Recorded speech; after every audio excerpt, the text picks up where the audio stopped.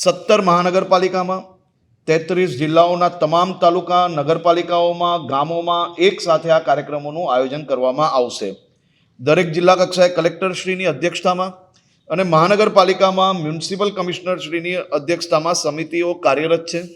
અને સાથે સાથે 21મી જૂન માટે હું ગુજરાતના તમામ નાગરિકોનો એટલા માટે આભાર માનું છું.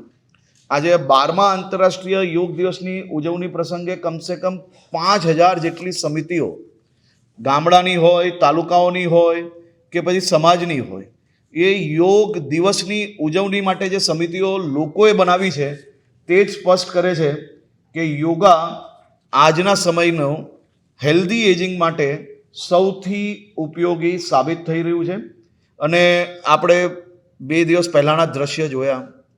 વિદેશની ધરતી પર દેશના પ્રધાનમંત્રી આદરણીય શ્રી નરેન્દ્રભાઈ મોદીજીના સ્વાગતમાં એ વિદેશીઓ યોગના માધ્યમથી એમનું જે સ્વાગત કર્યું તે દ્રશ્ય જ દર્શાવે છે કે આપણી સંસ્કૃતિ, આપણું યોગ એ આજે દુનિયાના ખૂણે ખૂણે પહોંચી રહ્યું છે. યોગના ટીચર્સની ડિમાન્ડ એ માત્ર ભારતમાં નહીં પરંતુ દુનિયાભરની અંદર અલગ અલગ દેશોમાં ખૂબ સારા પગારમાં આ યોગ ટીચર્સની માંગ વધી રહી છે. એ બી આપણા સૌ માટે ખૂબ સારો વિષય છે. અને યોગ બોર્ડ દ્વારા જે ટીચર્સને ટ્રેનિંગ અને સામાન્ય નાગરિકોને દરરોજ સવારે યોગના પાઠ કરી શકે તે માટે જે વ્યવસ્થાઓ કરવામાં આવી છે અને એ વ્યવસ્થાઓમાં ઉત્તરોત્તર પ્રગતિ કરી રહ્યા છે તે બદલ યોગ બોર્ડને બી હું અભિનંદન આપું છું.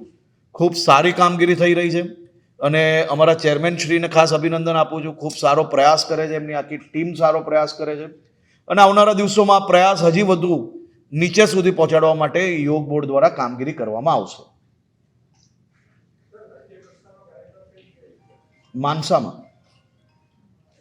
રાજ્ય કક્ષાનો કાર્યક્રમ માનસામાં આયોજિત કરવામાં આવ્યો છે અને કેન્દ્રીય ગૃહમંત્રી આદરણીય શ્રી અમિતભાઈ શાહ સાહેબ એ અમદાવાદના કાર્યક્રમમાં હાજરી આપવાના છે. ત્યારે જ ન્યૂઝરૂમ ગુજરાતની યુટ્યુબ ચેનલને સબસ્ક્રાઇબ કરો અને ઇન્સ્ટાગ્રામ અને ફેસબુક પર ફોલો કરો. અપડેટ રહો, સત્યની સાથે રહો.